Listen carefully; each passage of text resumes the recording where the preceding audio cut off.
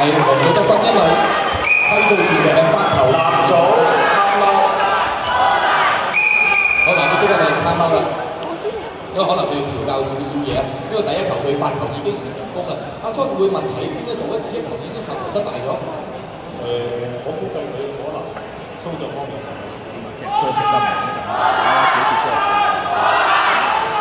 如果正如啱啱所講，可能一路去咁當然嘅戰之神。係啦，冇錯，可能而家係爭持得好激烈嘅樣嚇。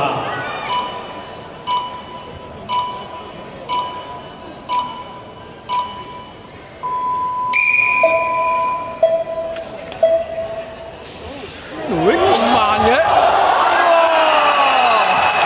哇！佢知好奇怪喎，有3球啊！紅組最後係得分咁遲先出拍嘅，佢個對面一個可以。